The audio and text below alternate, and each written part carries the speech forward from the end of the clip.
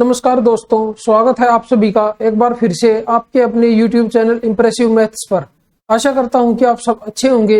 आज की इस वीडियो में हम ICAR Indian agricultural research institute 5 मार्च 2022 के शिफ्ट 2 के क्वेश्चंस को सोल्व करेंगे। तो चलिए स्टार्ट करते हैं अपने क्वेश्चन नंबर 1 से। क्वेश्चन नंबर 1 में हमें दिया हुआ है, यदि 39 और 156 के बीच मध्य अनुपाती x है और 24 और 36 का तृतीय समानुपाती y है, तो 6x रेशियो 13y की वैल्यू क्या होगी, ये हमसे पूछी है।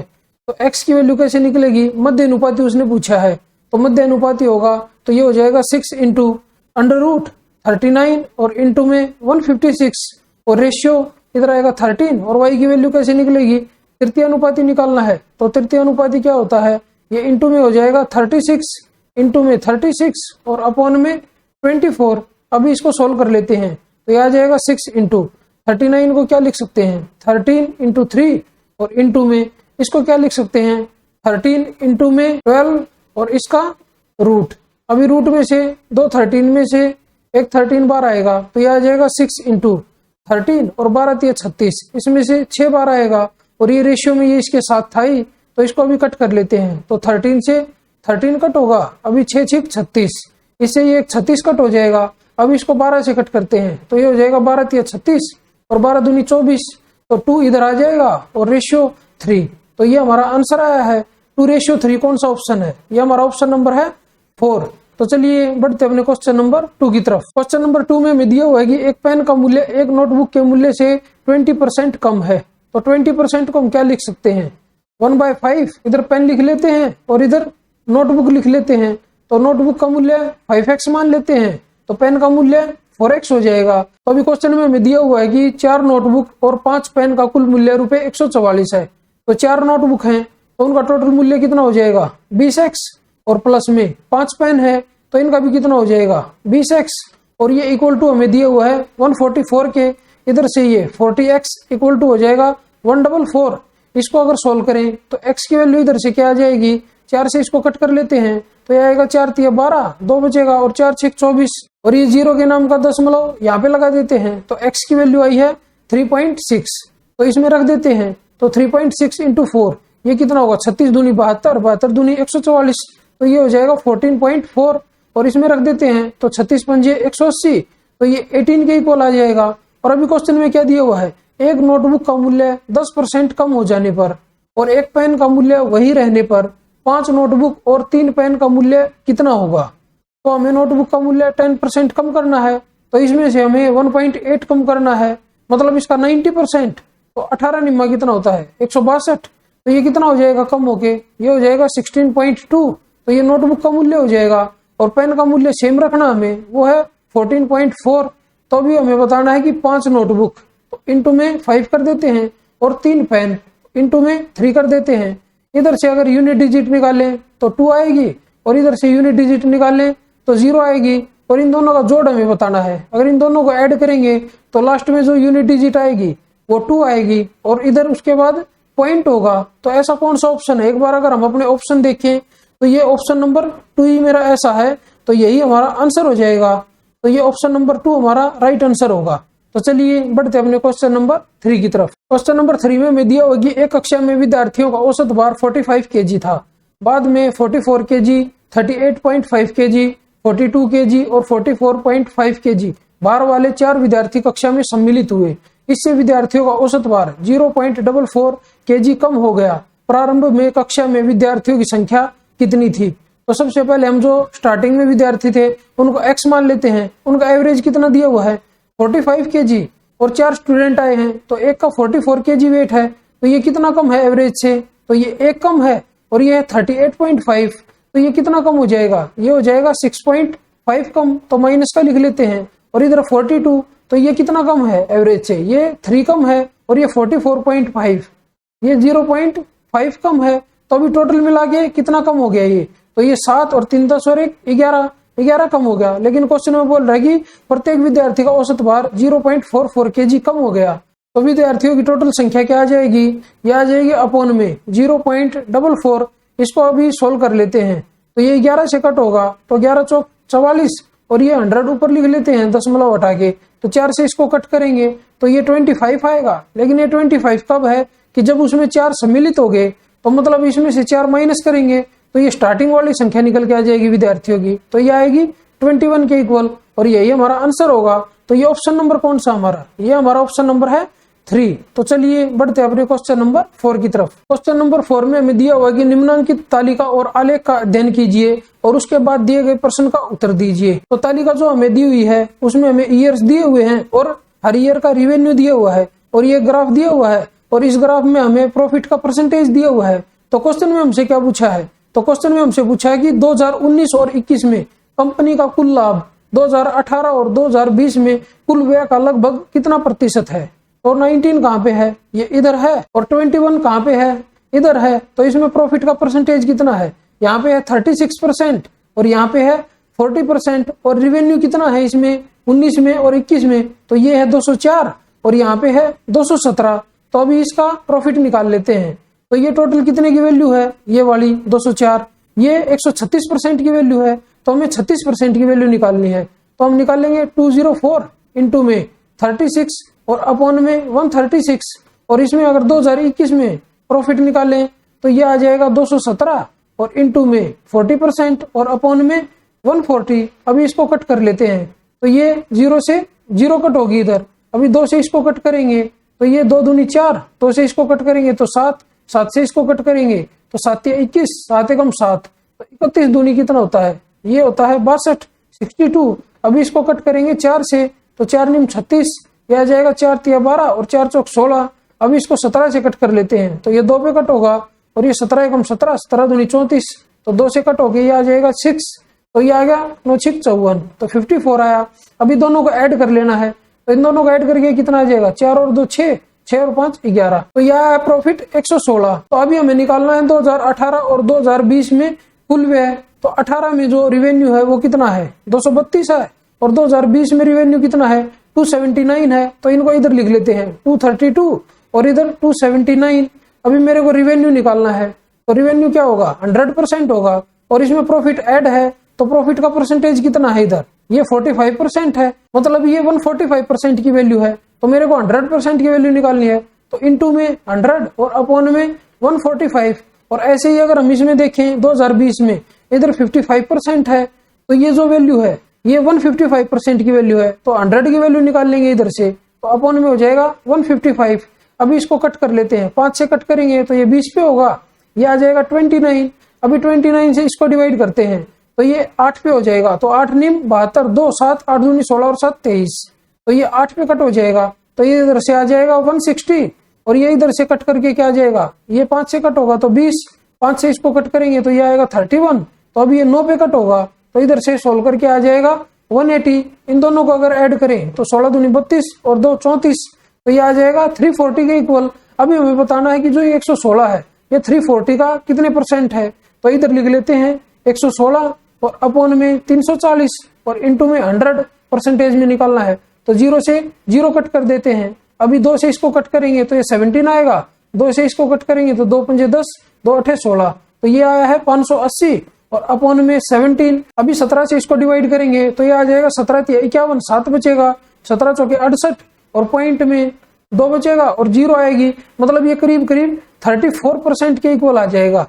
तो एक बार अपना ऑप्शन देख लेते हैं, तो ये हमारा ऑप्शन नंबर है 3। तो चलिए बढ़ते हैं अपने क्वेश्चन नंबर 5 की तरफ। क्वेश्चन नंबर 5 में हमें दिया हुआ कि यदि 9 अंकों की संख्या 45069x4y8 44 से विभाज्य हो तो y के अधिकतम मान के लिए 5x - 2y का मान कितना होगा। तो ये संख्या हमें दी हुई है, तो 44 से डिवाइड होने का क्या मतलब है कि वो संख्या 4 से भी डिवाइड होगी और वो 11 से भी डिवाइड होगी। तो सबसे पहले 4 से डिवाइड होने के लिए चेक करेंगे, तो लास्ट की 2 डिजिट देखेंगे, ये 4 से अगर डिवाइड होंगी तो ये संख्या भी 4 से डिवाइड होगी। तो y की जगह क्या रख सकते हैं, ये 4 से डिवाइड हो जाए, तो y की जगह 2 रख सकते हैं और 8 रख सकते हैं, लेकिन उसने बोला कि y के अधिकतम मान के लिए तो 2 नहीं आएगा, तो y की वैल्यू इधर से क्या आई, तो 8 आई है। अभी 11 से चेक कर लेते हैं, तो संख्या को इधर नीचे लिख लेते हैं 45069x4 और y की जगह 8 रख देते हैं और 8 इसके बाद है। तो अभी इसको 11 से डिवाइड होने के लिए चेक करते हैं, तो ये 4 और 0 4 हो जाएगा और 9 इसमें ऐड करेंगे तो 13 और 13 में 4 ऐड करेंगे तो 17 और 17 में 8 ऐड करेंगे तो ये आएगा 25। अभी जो अंक बच गए उनको ऐड कर लेते हैं। 5 और 6 11, 11 प्लस x और प्लस में 8 तो ये 19 प्लस x आ जाएगा। तो 25 में से 19 प्लस x में माइनस करता हूँ तो ये कितना बचेगा, ये बचेगा 6 माइनस x। तो x की वैल्यू अगर 6 रख देते हैं तो ये 0 हो जाएगा और ये पूरी संख्या 11 से डिवाइड हो जाएगी। तो अभी x की वैल्यू मेरे को पता चल गई, y की पता चल गई, तो इस इक्वेशन में रख देते हैं। तो x की जगह 6 रख देते हैं तो ये 30 हो जाएगा और माइनस में y की जगह 8 रख देते हैं तो 8 दूनी 16 हो जाएगा। अभी 30 में से 16 माइनस होगा तो 14 आएगा। तो ये ऑप्शन नंबर कौन सा हमारा, ये हमारा ऑप्शन नंबर है 1।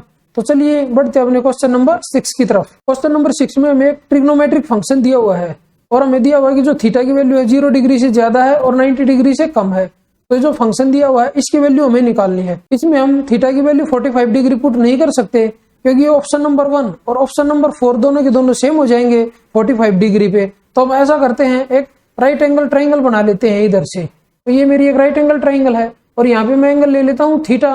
इस भुजा को मैं 3 मान लेता हूँ, इसको 4, तो ये 5 हो जाएगी। अभी इसमें से ये जो वैल्यू इधर दी हुई है ये उठा के इस ट्राइंगल में से इसमें रख देते हैं। तो चलिए रख लेते हैं। साइन थीटा की वैल्यू इसमें क्या है 4/5 और माइनस में कोस थीटा की वैल्यू क्या है 3/5 और ब्रैकेट बंद, इधर से ब्रैकेट फिर स्टार्ट होगी तो 1 प्लस एन थीटा की वैल्यू क्या हो जाएगी इधर से 4/3 और प्लस में कोट थीटा हो जाएगा 3/4 और इनटू में आएगा कोसिकेंट स्क्वायर थीटा, वो हो जाएगा 25 और अपॉन में 16 और अपॉन में क्या आएगा, अपॉन में आएगा सीकेंट क्यूब थीटा। तो सीकेंट इसमें क्या है 5/3 है, उसका क्यूब करेंगे तो 125 अपॉन में 27 और माइनस में कोसिकेंट क्यूब थीटा, तो ये आ जाएगा 125 और अपॉन में 64। अभी इसको सोल्व करते हैं तो ये इधर से 4/5 में से 3/5 जाएगा तो कितना बचेगा, ये बचेगा 1/5 और इनटू में क्या आ जाएगा, इसका एलसीएम ले लेते हैं, ये हो जाएगा 12 और इधर से इसको सोल्व करेंगे तो इधर 12 आएगा और इधर आएगा 16 और इधर आएगा 9। इन सभी को ऐड कर लेते हैं, 9 और 6 15, 15 और 2 17, 7 आएगा, 1 बचेगा, 2 और 1 3, तो यह 37 और इनटू में 25 अपॉन में 16 और नीचे क्या आ जाएगा 125 कॉमन ले लेते हैं तो इधर से ये आएगा 64 माइनस 27 और अपॉन में आएगा 27 इंटू 64। अभी इसको कट कर लेते हैं, 5 से कट करेंगे तो ये 5 पे कट होगा और इधर से इसको कट करेंगे 16 से तो ये 4 पे कट हो जाएगा। अभी 3 से इसको कट करेंगे तो ये 4 पे कट होगा और ये 9 पे कट होगा। अभी जो बच गया उसको लिख लेते हैं तो क्या बच गया, इधर से बच गया 37 अपॉन में 4 इंटू में 5 और इसके अपॉन में क्या बच गया 125 इंटू में 64 में से 27 माइनस करेंगे तो 14 में से 7 गया 7 और 5 में से 2 गया 3 और अपॉन में क्या बच गया, अपॉन में बच गया 9 और 4 मतलब 36।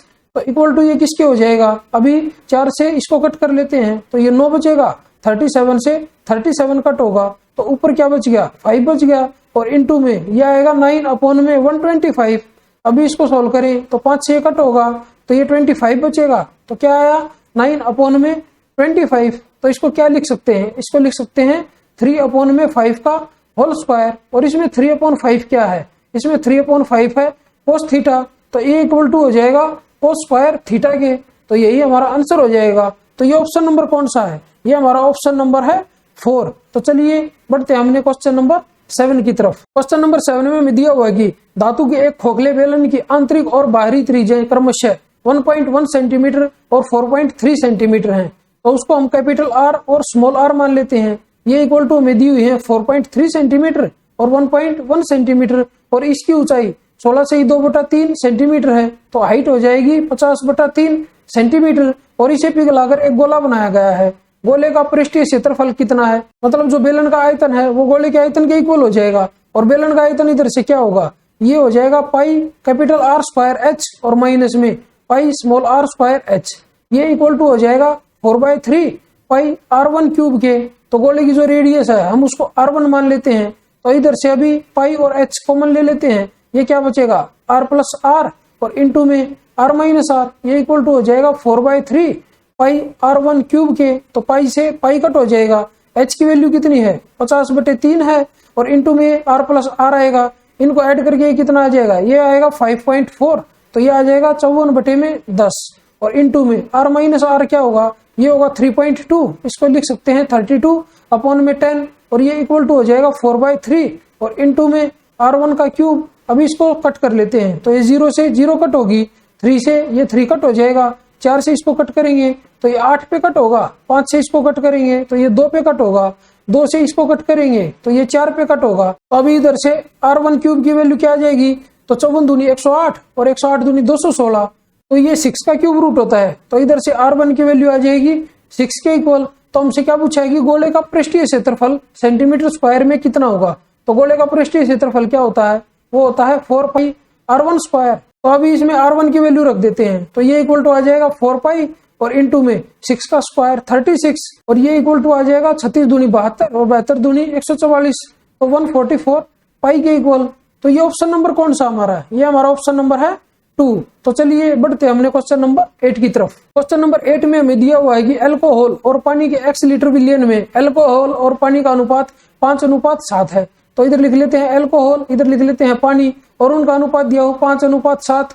तो इसको हम 5x मान लेते हैं और इसको 7x मान लेते हैं। यदि विलियन में 5 लीटर अल्कोहल और 11 लीटर पानी और मिला दिया जाए तो परिणामी विलियन में अल्कोहल का प्रतिशत 40% हो जाता है। x का मान कितना होगा, तो इसमें कितना मिलाया है, इसमें मिलाया है 5 लीटर और इधर पानी में कितना मिलाया है 11 लीटर। तो ये टोटल कितना हो जाएगा अभी, तो ये हो जाएगा 12x और प्लस में 16।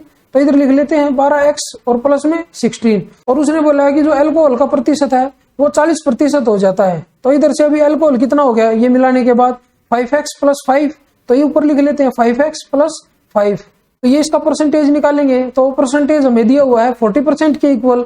तो 40% को क्या लिख सकते हैं 2/5।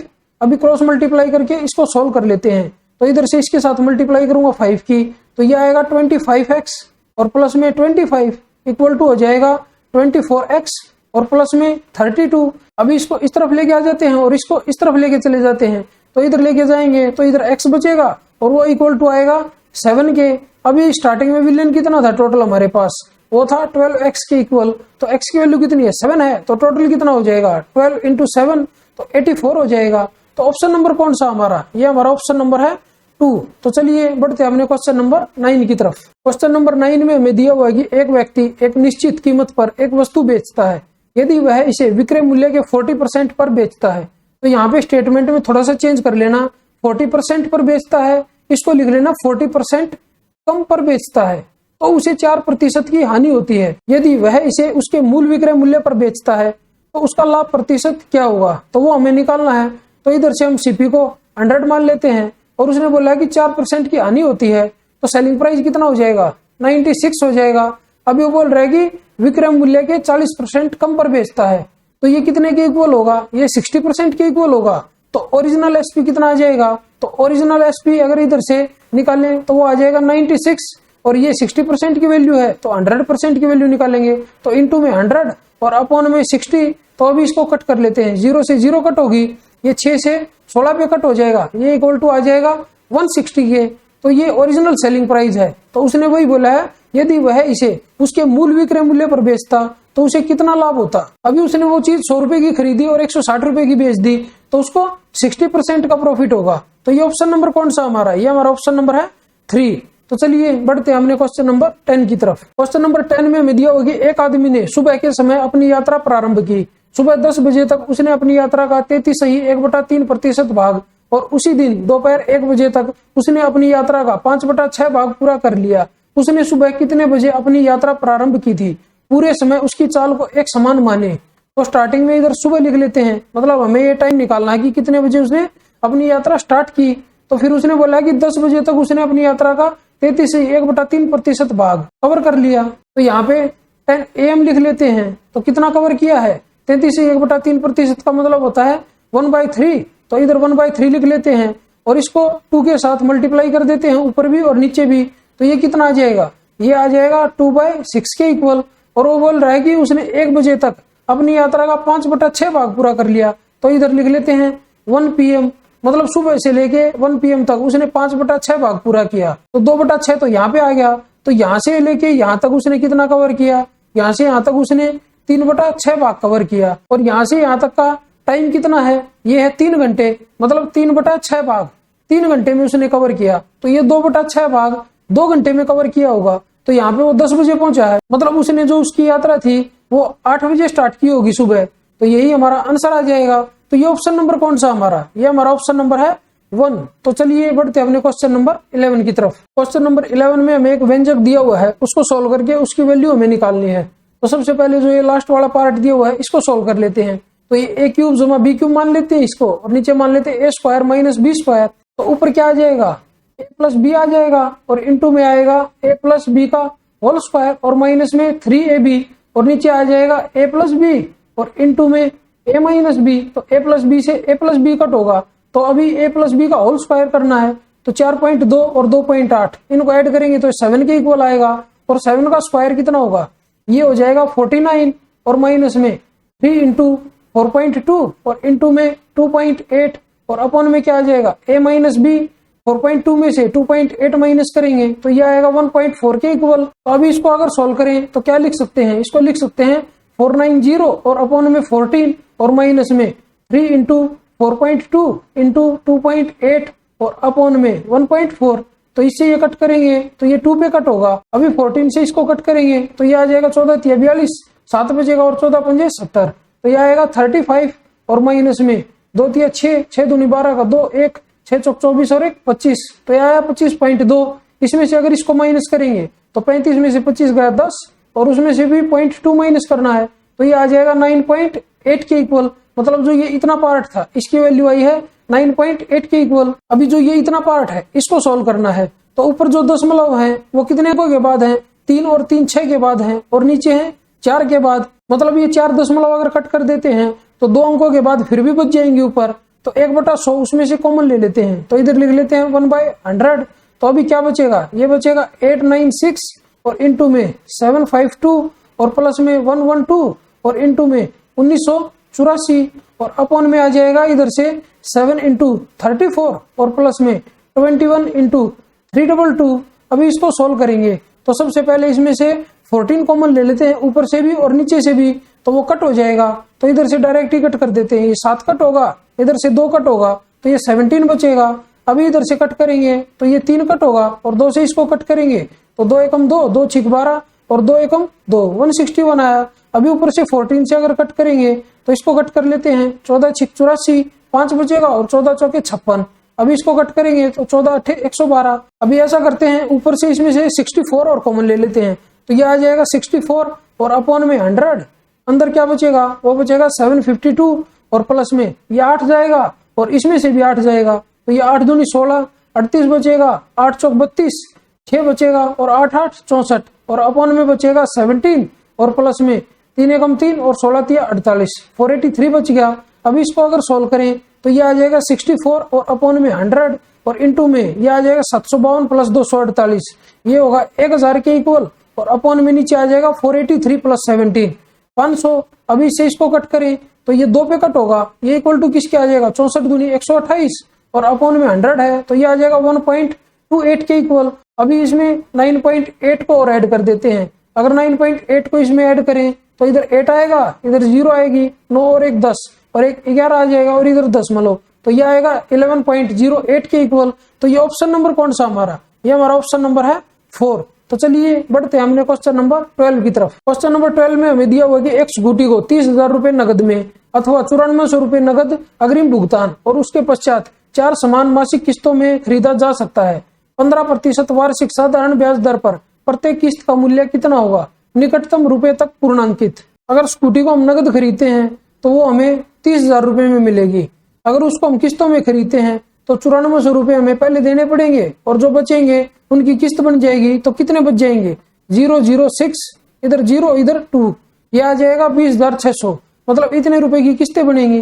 लेकिन इसमें अभी जो ब्याज है वो इंक्लूड नहीं है, तो सबसे पहले ब्याज निकालते हैं और इसमें ऐड करते हैं, तो साधारण ब्याज निकलेगा। तो ये प्रिंसिपल है हमारा, और रेट कितनी दी हुई है वो 15%, और टाइम कितना है 4 महीने, तो वर्ष बना लेते हैं, तो 4/12 हो जाएगा, और अपॉन में 100। अभी 2 0 से 2 0 कट कर देते हैं, तो 4 × 12, और 3 से इसको कट करेंगे तो 3 × 5 = 15। इसको सोल्व करके क्या आ जाएगा, ये आ जाएगा 5 × 30 और 5 दूनी 10, तो ये आया है 1030 के इक्वल। ये है हमारा सिंपल इंटरेस्ट। अभी इसको इसमें ऐड कर लेते हैं प्रिंसिपल में, मतलब ये टोटल देय राशि आ जाएगी हमारी। इसमें ऐड करते हैं 1030 को, अभी ये 0 आ जाएगी, इधर 3, इधर 6, इधर 1 और इधर 2, तो ये आ जाएगा 21,630 रुपए। मतलब अभी हमें टोटल 21,630 रुपए किस्तों में वापस करने हैं। अभी किस्त को हम 100 रुपए मान लेते हैं और ऐसी ऐसी हमें 4 किस्तें देनी है, तो इसको 4 बार लिख लेते हैं। और जो रेट हमें दिया हुआ है वो वार्षिक के हिसाब से है, इसको अगर मासिक के हिसाब से बनाए तो ये हो जाएगा 15 और अपॉन में 12,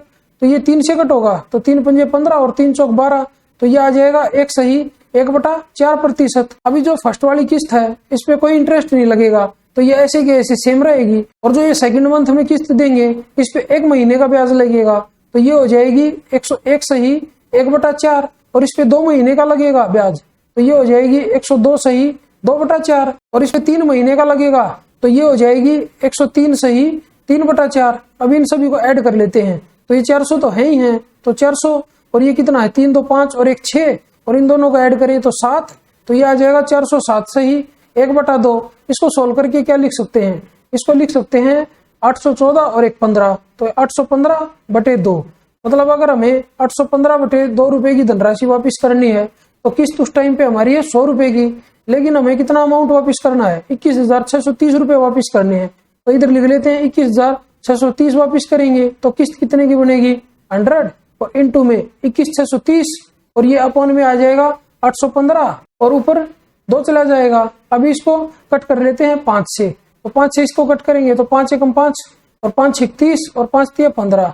अभी 5 से इसको कट करेंगे तो ये आ जाएगा 5 चौक 20, 5 तिया 15, 5 दूनी 10 और 5 छीक 30। अभी इसको सोल्व कर लेते हैं तो 4326, इसका डबल कितना हो जाएगा, ये हो जाएगा 86 और 52 और 2 जीरो है ही, और अपॉन में 163। अभी इसको 163 से डिवाइड करते हैं, तो इधर लिख लेते हैं 865200 और इसको अभी डिवाइड कर देते हैं 163 से। तो सबसे पहले 16 पंजे 80, तो 5 पे जाएगा, तो 5 तिया 15, 5 1 16 पंजे 80 और 1 81, तो 5 में से 5 गई 0, 6 में से 1 गया 5, तो 2 उतार लेते हैं नीचे। तो अभी ये 16 तिया 48, 3 पे जाएगा, तो 3 तिया 9 और 16 तिया 48, तो 12 में से 9 गया 3, 9 में से 8 जाएगा तो 1, 0 उतार लेते हैं। अब ये जाएगा नहीं तो 0 लगा लेते हैं इधर, और 1 0 और उतार लेते हैं। तो अगर अपना ऑप्शन देखें तो 530 और उसके बाद कुछ आएगा, तो हमारा एक ही ऑप्शन है, यह है हमारा ऑप्शन नंबर 3, 5,308 रुपए। तो यही हमारा आंसर हो जाएगा। तो चलिए बढ़ते हैं हमने क्वेश्चन नंबर 13 की तरफ। क्वेश्चन नंबर 13 में मैं दिया होगी ट्राइंगल एबीसी में एडी परपेंडिकुलर बीसी और बीई परपेंडिकुलर एसी है। तो सबसे पहले एक ट्राइंगल ड्रॉ कर लेते हैं। ये ट्राइंगल हमारी एबीसी, ये पॉइंट ए है, ये पॉइंट बी है और ये पॉइंट सी है। अभी उसने दिया हुआ है एडी परपेंडिकुलर बीसी, इस पे एक परपेंडिकुलर डाल देते हैं, ये पॉइंट है डी, और बी परपेंडिकुलर एसी, यहाँ से इस पे एक परपेंडिकुलर डाल देते हैं, ये पॉइंट है ई। और अभी हमें क्या दिया हुआ है कि एडी और बीई एफ त्रिभुज के अंदर पर प्रतिच्छेद करते हैं, मतलब जहां पे ये मिलते हैं ये पॉइंट एफ है।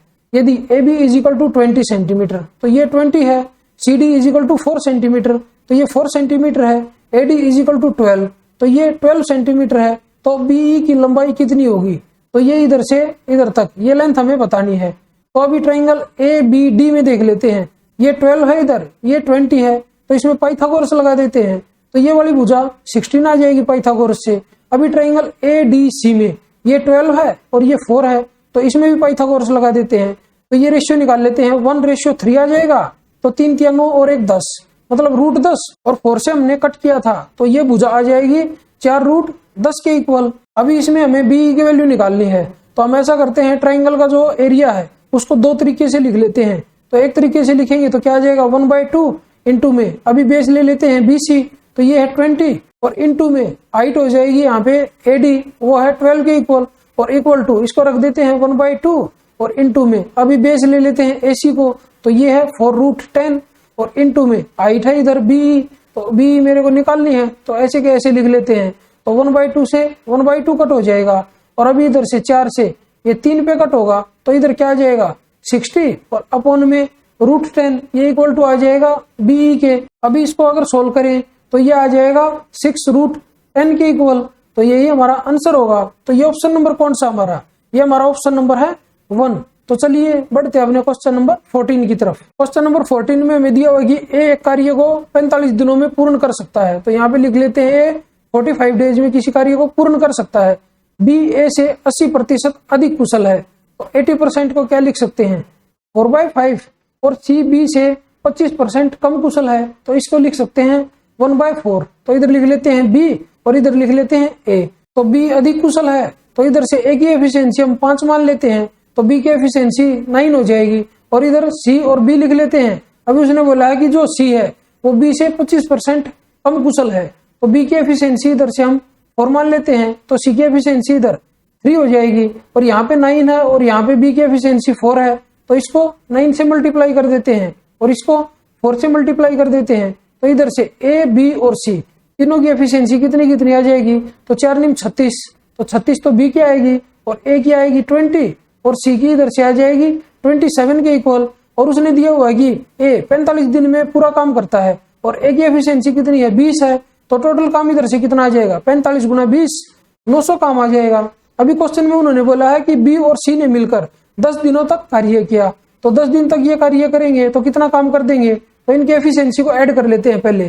तो 7 और 6 13, 3 और 2 5 और 1 6, तो 63 और इंटू में 10 करेंगे तो वो टोटल काम आ जाएगा। तो मतलब 630 काम इन्होंने 10 दिन में कर दिया, तो कितना काम बचेगा, 0, 7 और 2, तो 270 काम बच गया।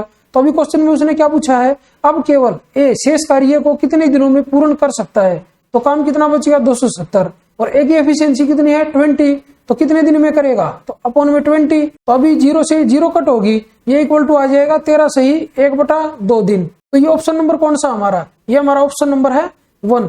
तो चलिए बढ़ते अपने क्वेश्चन नंबर 15 की तरफ। क्वेश्चन नंबर 15 में हमें दिया हुआ कि योजना ए में 12 वर्षों के लिए x रुपए की राशि का निवेश किया गया था, जो 8% प्रति वर्ष की दर से साधारण ब्याज प्रदान करता है। 12 वर्षों के बाद प्राप्त राशि को योजना बी में 2.5 वर्षों के लिए 12% प्रति वर्ष की दर से चक्रवृद्धि ब्याज पर पुनर्निवेश किया गया, जो 10 मासिक चक्रवृद्धि थी। यदि बी से प्राप्त ब्याज 32,438 रुपए था, तो x का मान क्या है। तो सबसे पहले हम योजना बी में देखेंगे। तो योजना बी में हम जो मूलधन है उसको 1,000 रुपए मान लेते हैं। अभी जो योजना बी में हमें टाइम और रेट दिया हुआ है उसको 10 मासिक के हिसाब से कन्वर्ट कर लेते हैं। तो ये कितने वर्ष हैं, 2.5 वर्ष हैं, तो महीने कितने हो जाएंगे, 24 और 36, तो टाइम कितना आ जाएगा, इधर से टाइम आ जाएगा 3 वर्ष के इक्वल। और इधर से रेट कितनी आ जाएगी, रेट आ जाएगी इधर 12 महीने के लिए 12% है, तो 10 महीने के लिए 10% हो जाएगी। अभी हमें क्वेश्चन में चक्रवृद्धि ब्याज दिया हुआ है, तो 1,000 रुपए पे चक्रवृद्धि ब्याज निकाल लेते हैं इस टाइम और इस रेट के हिसाब से। तो ये कितना आ जाएगा, 3a प्लस 3b और प्लस में c, a की वैल्यू कितनी आ जाएगी, 100 और 100 इंटू 3, तो ये आ जाएगा 300 और प्लस में तो 100 का 10% कितना होगा, तो 10 आ जाएगा, तो इंटू 3 तो 30 आएगा और प्लस में 10 का 10% 1 होगा, तो इधर 1 आ जाएगा, तो ये आ जाएगा 331 के इक्वल। मतलब जो 331 है उसकी वैल्यू क्वेश्चन में हमें दी हुई है 32,438 रुपए, तो हमें 1,000 की वैल्यू निकालनी है। तो ये इसका कितने गुना है, ये इसका 98 गुना है। अब इधर से 1,000 की वैल्यू निकालेंगे तो ये आ जाएगा 98,000 के इक्वल। मतलब ये योजना बी का प्रिंसिपल है, तो इधर से हमने ये निकाल दिया। अभी हमें दिया हुआ कि योजना ए में 12 वर्षों के लिए x रुपए की राशि का निवेश किया और दर थी हमारी 8% और ये साधारण ब्याज पे थी। तो इधर मैं x को 100 मान लेता हूँ, तो x इक्वल टू मैंने 100 मान लिया। तो इधर से टाइम कितना, 12 वर्ष और रेट है 8%, तो इंटरेस्ट कितना हो जाएगा, 12 × 96, तो इसमें ऐड कर लेते हैं 96 को, तो ये आ जाएगा मिश्र धन, मतलब ये 196 आ जाएगा, ये इक्वल हो जाएगा 98,000 के। तो ये 196 की वैल्यू आई है। अभी हमें 100 की वैल्यू निकालनी है, इंटू में 100 और अपॉन में 196, तो 98 से इसको कट कर लेते हैं, तो ऊपर 1,000 बचेगा, नीचे आ जाएगा 2 से अभी इसको कट करेंगे तो ये इधर 500 आ जाएगा। अभी इसकी मल्टीप्लाई कर लेते हैं तो ये आ जाएगा 50,000 के इक्वल। मतलब जो x की वैल्यू है वो मेरी आई है 50,000 और वही हमें निकालनी थी।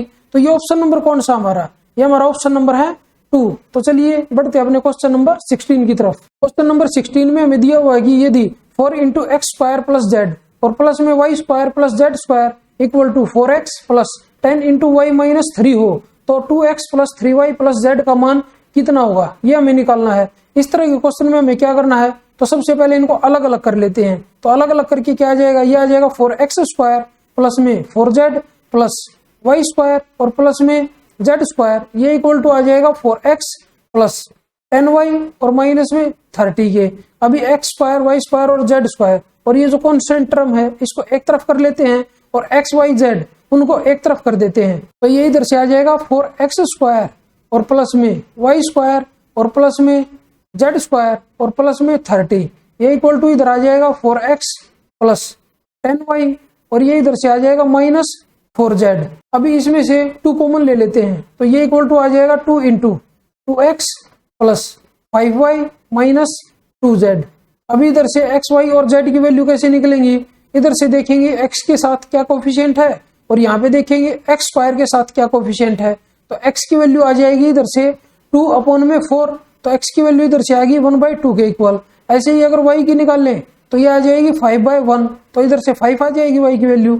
और ऐसे ही अगर z की वैल्यू निकाल लें तो ये आ जाएगी -2 और अपॉन में 1, तो z की वैल्यू इधर से आई है -2 के इक्वल।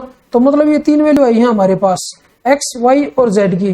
तो अभी इसमें रख देते हैं इस वाली इक्वेशन में, तो 2x कितना आ जाएगा, तो ये इधर 1 आ जाएगा और प्लस में 5 इसमें रख देते हैं तो ये 15 आ जाएगा और माइनस में 2, तो 15 और 1 16, इसमें से 2 माइनस होंगे तो ये आएगा 14 के इक्वल। तो ये ऑप्शन नंबर कौन सा हमारा, ये हमारा ऑप्शन नंबर है 2। तो चलिए बढ़ते अपने क्वेश्चन नंबर 17 की तरफ। क्वेश्चन नंबर 17 में हमें दिया होगी एक खोखले अर्धगोलाकार कटोरे के आकार वाले बर्तन को एक निश्चित ऊंचाई वाले खोखले बेलन पर लगाया गया है।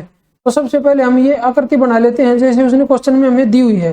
सबसे पहले हम एक बेलन बनाएंगे, ऊपर वाले हिस्से को मिला देते हैं आपस में और नीचे वाले हिस्से को मिला देते हैं आपस में। तो अभी हमें इसके ऊपर एक अर्धगोलाकार कटोरे टाइप की आकृति बनानी है, तो हमने इसको इसके साथ मिला दिया और यहाँ से जो ये रेडियस है यहाँ पे ये हम रेडियस बना लेते हैं और यहाँ से नीचे वाली एक रेडियस बना लेते हैं और यहाँ से इसको मिला देते हैं, तो ये बेलन की हाइट आ जाएगी, इसको हम h मान लेते हैं। और क्वेश्चन में हमें क्या दिया हुआ है, कटोरे की त्रिज्या 7 सेंटीमीटर है, मतलब यहाँ से लेके यहाँ तक जो है वो 7 सेंटीमीटर है, तो ये भी 7 सेंटीमीटर हो जाएगी और ये नीचे वाली रेडियस भी 7 सेंटीमीटर हो जाएगी।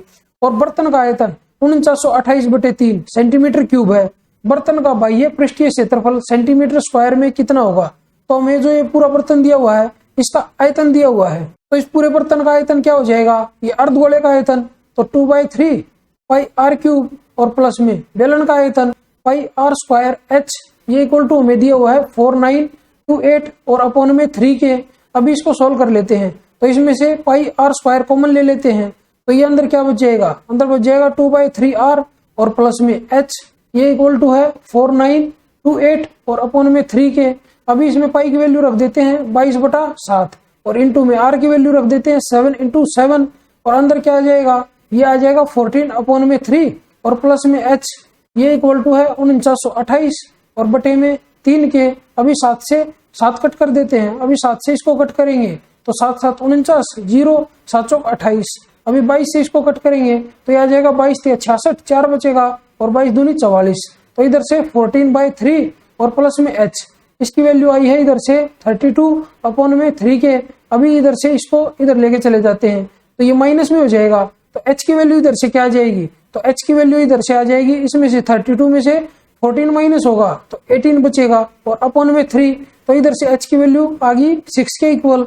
तो अभी हमें पूछा है कि बर्तन का बाह्य पृष्ठीय क्षेत्रफल, तो इस पूरे जो बर्तन है इसका बाह्य पृष्ठीय क्षेत्रफल क्या होगा, जो ये अर्धगोला है इसका पृष्ठीय क्षेत्रफल मतलब 2πr स्क्वायर और प्लस में 2πrh। अभी इसमें से 2πr कॉमन ले लेते हैं तो अंदर बचेगा r प्लस h। अभी इसमें वैल्यू रख देते हैं तो ये हो जाएगा 2 × 22/7 और इंटू में r की वैल्यू है 7 और इंटू में r प्लस h हो जाएगा 6 + 7 13 के इक्वल। तो ये 7 से 7 कट होगा तो 13 दूनी 26 और 26 दूनी 52, तो ये इधर से इक्वल टू आ जाएगा 11 × 52 के। इसकी अगर मल्टीप्लाई करें 52 की 11 के साथ तो ये आ जाएगा 2 7 और 5, तो ये आ गया 572। तो ऑप्शन नंबर कौन सा हमारा, ये हमारा ऑप्शन नंबर है 2। तो चलिए बढ़ते अपने क्वेश्चन नंबर 18 की तरफ। क्वेश्चन नंबर 18 में हमें दिया हुआ कि एक वृत्त की जीवाओं PQ और TH को बढ़ाकर बिंदु R पर मिलाया गया है। तो यह आकृति बना लेते हैं जैसे उसने बताया हुआ हमें, यहाँ से एक जीवा आगे बढ़ा देते हैं और इधर से एक जीवा आगे बढ़ा देते हैं। इसको हम ले लेते हैं P पॉइंट, तो ये Q पॉइंट हो जाएगा और ये हमारा हो जाएगा R पॉइंट जहाँ पे दोनों मिलती हैं, तो ये पॉइंट T हो जाएगा और ये S पॉइंट हो जाएगा। और हमें क्या दिया हुआ है, PQ = 8 सेंटीमीटर, तो ये 8 दिया हुआ है और QR = 6, ये 6 है और SR = 5 है। तो TS की लंबाई सेंटीमीटर में कितनी होगी, तो ये लेंथ हमसे पूछी है, तो इसको मैं x मान लेता हूँ। तो अभी इसकी एक डायरेक्ट प्रॉपर्टी होती है तो वो होगी RP और इंटू में RQ, ये इक्वल टू हो जाएगा RS और इंटू में RT तो आरपी की वैल्यू कितनी है, तो आरपी हो जाएगा 8 और 6 14 और इंटू में आर क्यू है 6 के इक्वल, ये इक्वल टू आर एस 5 और इंटू में आर टी हो जाएगा x प्लस 5। अब इसको सॉल्व कर लेते हैं, तो 14 6 84 और अपॉन में 5 आ जाएगा इधर से, ये इक्वल टू होगा x प्लस 5 के। तो अभी इससे इसको कट कर लेता हूँ, तो 5 एकम 5 3 बचेगा, 5 6 30 और पॉइंट और 5 8 40, तो ये इक्वल टू आ जाएगा x प्लस 5 के। तो x की वैल्यू इधर से कितनी आ जाएगी, x की वैल्यू इधर से आ जाएगी 11.8 के इक्वल, और वही हमें निकालनी थी। तो ये ऑप्शन नंबर कौन सा हमारा, ये हमारा ऑप्शन नंबर है 3। तो चलिए बढ़ते अपने क्वेश्चन नंबर 19 की तरफ। क्वेश्चन नंबर 19 में हमें दिया हुआ कि 7.5 घंटों के कुल समय में एक नाव धारा की विपरीत दिशा में 72 किलोमीटर और धारा की दिशा में समान दूरी तय कर सकती है। तो शांत जल में नाव की चाल x मान लेते हैं और धारा की चाल को y मान लेते हैं। तो इसको लिख सकते हैं हम 72 अपॉन में x माइनस वाई और प्लस में 72 अपॉन में x प्लस वाई, ये इक्वल टू हमें दिया हुआ 7.5 घंटे के, मतलब 15/2 के इक्वल। तो अभी क्वेश्चन में हमें दिया हुआ कि स्थिर जल में नाव की चाल से धारा की चाल 80% कम है। तो स्थिर जल में नाव की चाल को हमने x माना था और धारा की चाल को y माना था। तो अभी जो y है वो 80% कम है, तो इसको हम क्या लिख सकते हैं 4/5। अगर ये 5 है तो ये इससे 4 कम है, तो मतलब ये 1 के इक्वल हो जाएगी। तो अभी इधर से क्या आ गया रिलेशन, तो अभी इधर से रिलेशन आया है x इक्वल टू 5y। तो अभी ये वैल्यू इसमें रख देते हैं, तो ये क्या बचेगा 72 और अपॉन में 5y माइनस y, तो ये 4y और प्लस में 72 अपॉन में 6y इक्वल टू 15/2 के इक्वल। तो 4 से इसको कट करेंगे तो ये 18 आएगा, 6 से इसको कट करेंगे तो ये 12 आएगा। तो इनको ऐड करके कितना आ जाएगा 30 अपॉन में y इक्वल टू 15 अपॉन में 2। तो 15 से इसको कट करेंगे तो 2 पे कट होगा, तो y की वैल्यू इधर से आ जाएगी 4 के इक्वल। तो अभी हमें क्या निकालना है, हमें निकालना है कि नाव को धारा की दिशा में 60 किलोमीटर की दूरी तय करने में कितना समय घंटों में लगेगा। तो धारा की दिशा में हमें बताना है। तो इधर से सबसे पहले मैं x और y की वैल्यू निकाल लेता हूँ। तो y की वैल्यू तो मेरे पास आ गई 4, तो x की वैल्यू कितनी आ जाएगी, वो आ जाएगी 20 के इक्वल। तो अभी हमें धारा की दिशा में 60 किलोमीटर चलने में टाइम निकालना है, तो ये हो जाएगा 60 और अपॉन में 24। अभी 12 से इसको कट कर लेते हैं, 12 पंजे 60 और 12 दूनी 24, इसको कट करके ये आ जाएगा 2.5 घंटे के इक्वल। तो यही हमारा आंसर हो जाएगा। तो ऑप्शन नंबर कौन सा है हमारा, ये हमारा ऑप्शन नंबर है 2। तो चलिए बढ़ते अपने क्वेश्चन नंबर 20 की तरफ। क्वेश्चन नंबर 20 में हमें दिया हुआ कि ए, बी और सी ने एक व्यवसाय में 8:3:9 के अनुपात में पूंजी का निवेश किया। तो ये लिख लेते हैं ए, बी और सी, उनकी पूंजी का अनुपात लिख लेते हैं 8:3 और अनुपात 9। प्रत्येक तिमाही के अंत में ए अपनी पूंजी आधी कर देता है, जबकि बी अपनी पूंजी दोगुनी कर देता है और सी अपनी पूंजी में कोई परिवर्तन नहीं करता। तो ये आधी कर देता है, तो 3 महीने के लिए यही रहेगी, तो ये फिर 4 हो जाएगी और ये 3 महीने के लिए, ये फिर 2 हो जाएगी और ये 3 महीने के लिए, और ये 1 हो जाएगी, ये फिर 3 महीने के लिए। और बी का उसने बोला है कि प्रत्येक तिमाही के अंत में वो अपनी पूंजी दोगुनी कर देता है, तो मतलब 3 महीने के लिए यही रहेगी, फिर 6 हो जाएगी, फिर 3 महीने, फिर ये 12 हो जाएगी और ये 3 महीने, फिर ये 24 हो जाएगी और ये फिर 3 महीने, और ये अपनी कोई चेंज नहीं करता, तो ये 12 महीने के लिए सेम रहेगी।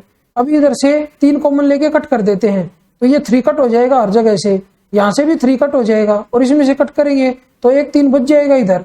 तो अभी इनको ऐड कर लेते हैं, 8 और 4 12, 12 और 3 15, इधर 15 आ जाएगा। अभी इन सबको ऐड करें तो 6 और 3 9, 9 और 2 11, 11 और 4 15 हो जाएगा। तो 5 1 बचेगा, तो 2 और 1 3 और 1 4, तो ये 45 आ जाएगा और इधर से आ जाएगा 12 या 36। अभी 3 से इसको फिर कट कर लेते हैं, तो इधर 5 आ जाएगा और इधर 15 आ जाएगा और इधर 12 आ जाएगा। अभी क्वेश्चन में हमें क्या दिया हुआ है, हमें दिया हुआ है कि 1 वर्ष के अंत में कुल लाभ में सी का भाग 9,60,000 रुपए है, तो लाभ में बी का भाग रुपयों में कितना होगा।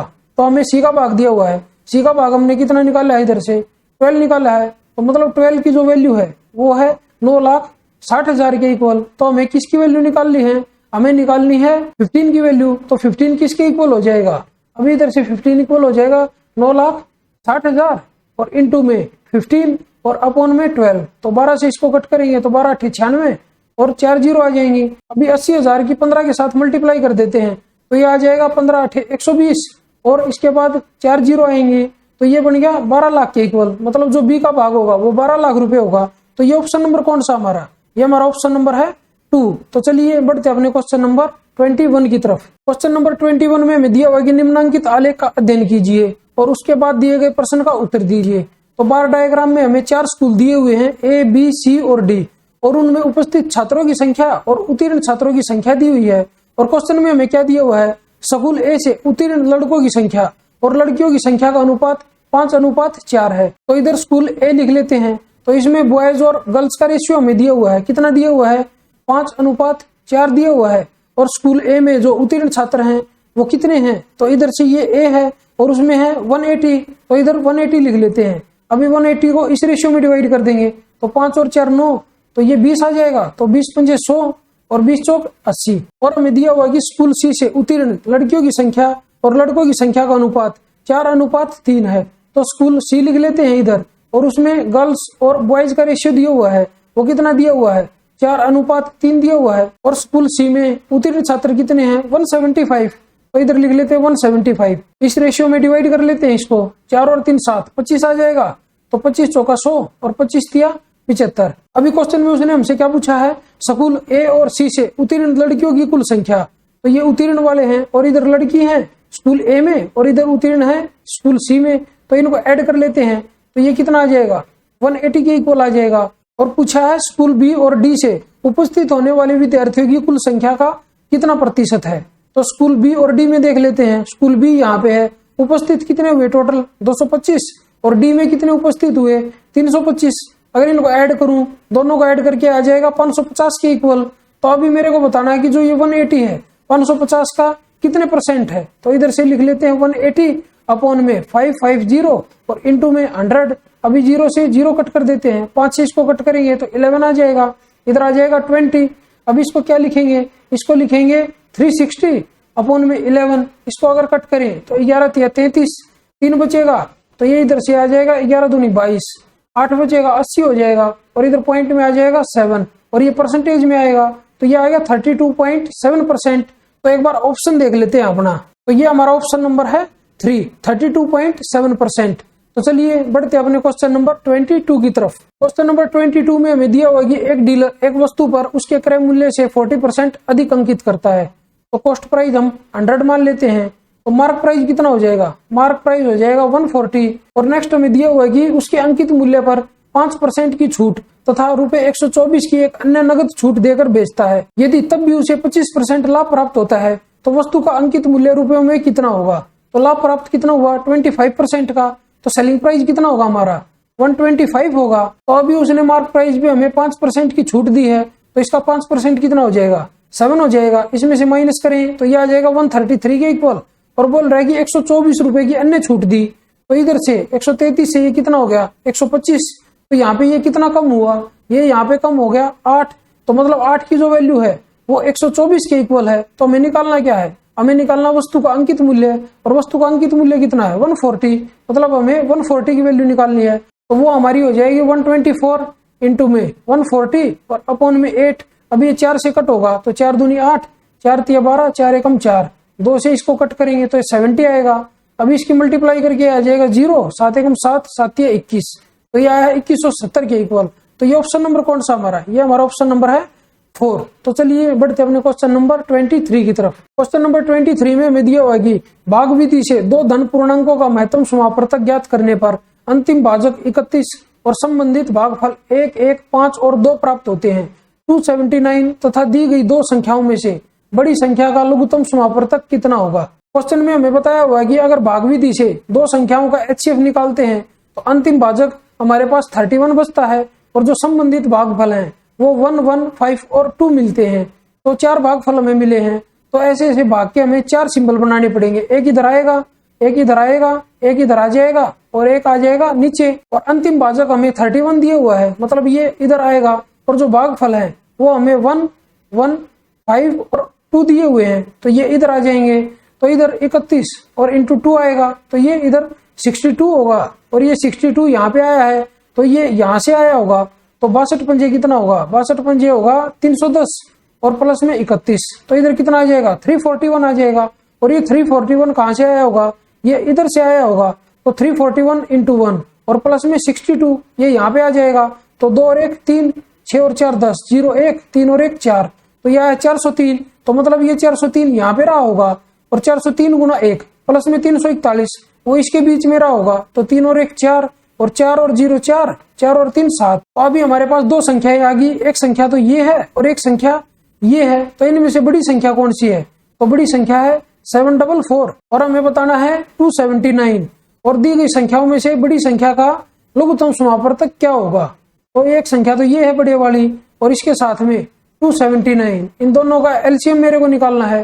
तो 744 के टुकड़े कर लेते हैं, तो इसको 8 से कट कर लेते हैं। सबसे पहले तो ये हो जाएगा 8 इंटू, तो 8 9 72, 2 बचेगा, 8 3 24। इसके फिर टुकड़े करेंगे तो ये आ जाएंगे 8 इंटू 3 इंटू 31। अभी इसके टुकड़े करें अगर तो ये कितने आ जाएंगे? 3 इंटू 9 और 3 बचेगा इधर। तो अभी इसमें 93 इधर है, 31 इंटू 3। तो अभी इधर से कितने की कमी बचगी? 3 की कमी बचगी। तो इसके साथ 3 और मल्टीप्लाई कर देते हैं, मतलब 744 और इंटू में 3। तो ये हमारा एलसीएम आ जाएगा अभी। तो 3 चौक 12, 2 एक हासिल, 3 चौक 12 और 1 13, एक हासिल बचेगा, 7 21 और 1 22। तो हमारा एलसीएम आया है 2232। तो ये ऑप्शन नंबर कौन सा हमारा? ये हमारा ऑप्शन नंबर है 2। तो चलिए बढ़ते अपने क्वेश्चन नंबर 24 की तरफ। क्वेश्चन नंबर 24 में हमें दिया होगी एक मेज का मूल्य एक कुर्सी के मूल्य से 200% अधिक है। तो इधर मेज लिख लेते हैं, इधर कुर्सी लिख लेते हैं। अगर इसका मूल्य 100 रुपए है तो इसका मूल्य 300 रुपए हो जाएगा। और एक कुर्सी का मूल्य एक अलमारी के मूल्य से 20% कम है। तो इधर कुर्सी लिख लेते हैं और इधर अलमारी लिख लेते हैं। कुर्सी का मूल्य अलमारी के मूल्य से 20% कम है, तो अगर अलमारी का मूल्य 100 मान लेते हैं तो कुर्सी का मूल्य 80 हो जाएगा। अभी इसको कट कर लेते हैं, तो 2 0 से 2 0 कट होंगी। तो इधर अनुपात जो आया है वो आया है 3:1 और इधर से 20 से कट करेंगे तो 20 चौक 80 और 20 पंजे 100। अभी इसको 4 से मल्टीप्लाई कर देते हैं, क्योंकि कुर्सी का मूल्य यहाँ पे 1 है और यहाँ पे 4 है। तो इसको 4 बनाना है, तो ये 12 हो जाएगा, ये 4 हो जाएगा और ये 5 है। अभी इसको पूरे को 20 से मल्टीप्लाई कर देते हैं, तो ये आ जाएगा 20 दूनी 40, 240 और 20 चौक 80 और इधर से आ जाएगा 20 पंजे 100। तो अभी ये मेज, कुर्सी और अलमारी उसके कॉस्ट प्राइस आ गए। तो अभी क्वेश्चन में उसने क्या दिया हुआ है कि प्रत्येक मेज और कुर्सी के मूल्य में 25% की कमी होने और एक अलमारी के मूल्य में 25% की वृद्धि होने पर 4 मेजों, 5 कुर्सियों और 8 अलमारियों के कुल मूल्य में प्रतिशत वृद्धि या कमी कितनी होगी? 1 दशमलव स्थान तक पूर्णांकित। इसका 25% कितना हो जाएगा? 1/4, तो ये 60 होगा। और इसका 1/4 कितना हो जाएगा? ये 20 हो जाएगा। और इसका 1/4 कितना होगा? ये 25 होगा। अभी ये इसमें से हमें माइनस करना है, ये भी माइनस करना है और ये प्लस करना है। अभी उसने हमें दिया हुआ है कि 4 मेजों, तो इंटू में 4 कर देते हैं, 5 कुर्सियों इंटू में 5 कर देते हैं और 8 अलमारियों इंटू में 8 कर देते हैं। तो ये कितना आ जाएगा? -240 और ये आ जाएगा माइनस का 100 और ये आएगा प्लस का 200। अगर इन सबको ऐड करें तो ये कितना आ जाएगा? ये आ जाएगा -140। मतलब हमें लॉस होगा। तो कितने का लॉस होगा? 140 का। और कितने पे वो भी निकाल लेते हैं। तो यहाँ पे इसका कॉस्ट प्राइस कितना? 240 और 4 का कितना हो जाएगा? ये हो जाएगा 960। और इधर से इसका कॉस्ट प्राइस कितना है? 80 है कुर्सी का। और कितनी कुर्सी है? 5 कुर्सी है। तो टोटल कितना हो जाएगा? 400। और यहाँ पे कितनी अलमारी है? 8 अलमारी है और एक का कॉस्ट प्राइस है 100। तो कितना हो जाएगा? टोटल 800 हो जाएगा। अभी इनको ऐड कर लेते हैं, तो 0 6, 8 और 4 12 और 9 21। तो ये है 2160। तो इसको नीचे लिख लेते हैं। मतलब इतने पे हमें 140 रुपए की हानि होगी और परसेंटेज में निकालना है, तो इंटू में 100। अभी इसको कट कर लेते हैं, तो 0 से 0 कट होगी। अभी 2 से ये कट हो जाएगा 7 पे और 2 से ये कट होगा 2 एकम 2, 0 2 8 16। अभी 4 से इसको कट कर लेते हैं, तो 4 दूनी 8, 4 7 28। 4 से इसको कट करेंगे तो 25 आ जाएगा। अभी ये इक्वल आ जाएगा 175 और अपॉन में 27 के। अभी 27 से 175 को डिवाइड कर देते हैं, तो ये कितना आ जाएगा? तो ये 6 पे जाएगा। सबसे पहले तो 27 सिक्का कितना होगा? 7 6 42, 2 4, 6 दूनी 12 और 4 16, 162। तो 5 में से 2 गया 3 और 7 में से 6 गया 1, इधर 0 आ जाएगी। अभी ये कितने पे जाएगा? अभी ये 27 पंजे कितना होगा? 27 पंजे होगा 135। तो इधर दशमलव लगा लेंगे और करीब करीब ये 0.5 के इक्वल आ जाएगा और ये आएगा परसेंटेज में। तो हमारा आंसर क्या हो जाएगा? 6.5% की कमी। तो ऑप्शन नंबर कौन सा हमारा? ये हमारा ऑप्शन नंबर है 2। तो चलिए बढ़ते अपने क्वेश्चन नंबर 25 की तरफ। क्वेश्चन नंबर 25 में हमें दिया हुआ कि पाइप ए और बी एक खाली टंकी को क्रमशः 30 मिनट और 40 मिनट में भर सकते हैं। तो इधर लिख लेते हैं, ए 30 मिनट में भर सकता है और बी 40 मिनट में भर सकता है। और टैंक की जो कैपेसिटी है उसको हम मान लेते हैं इन दोनों का एलसीएम। तो इन दोनों का एलसीएम कितना है? 120। इधर से इसकी एफिशिएंसी कितनी आ जाएगी? 3 और इसकी एफिशिएंसी आ जाएगी 4। और क्वेश्चन में हमें क्या दिया हुआ है? x मिनट तक दोनों पाइपों को खोला गया और उसके पश्चात b को बंद कर दिया गया और a ने भरना जारी रखा। यदि टंकी कुल 22.5 मिनट में पूरी भर गई हो तो x का मान कितना होगा। तो इधर से हम 22.5 मिनट में a का जो काम है वो निकाल लेते हैं। तो a की एफिशिएंसी कितनी है 4 के इक्वल, तो इंटू में 4 कर देते हैं तो ये कितना आ जाएगा 22 चौक 88 और प्लस में 2, तो ये आ जाएगा 90 के इक्वल। मतलब जो 90 लीटर है वो तो a ने भर दिया, तो इसमें से माइनस कर देते हैं 90 को, तो कितना बचेगा 30 बचेगा। जो ये 30 है तो ये b ने भरा होगा और उसके बाद उसको बंद किया होगा, तो उसकी एफिशिएंसी कितनी है 3 है। तो ये उसने कितने टाइम में भरा होगा, तो अपॉन में 3 ये इक्वल टू 10, तो ये उसने 10 मिनट में भरा होगा और उसके बाद उसको बंद कर दिया गया होगा। तो यही हमें निकालना था। तो ये ऑप्शन नंबर कौन सा हमारा, ये हमारा ऑप्शन नंबर है 4। तो चलिए आज की इस वीडियो को यहीं पे समाप्त करते हैं और मिलते हैं एक नई वीडियो में एक नए पेपर के साथ। तब तक के लिए बाय बाय, टेक केयर। अगर आप लोगों को ये वीडियो पसंद आई हो तो इस वीडियो को लाइक कीजिए, अपने दोस्तों के साथ शेयर कीजिए और अगर आप मेरे चैनल पर नए हैं तो मेरे चैनल को सब्सक्राइब जरूर कीजिए। और अगर आप लोगों को इस क्वेश्चन पेपर की पीडीएफ बाइलिंगुअल में चाहिए तो मेरे टेलीग्राम चैनल इंप्रेसिव मैथ्स को ज्वाइन करना ना भूलें। धन्यवाद।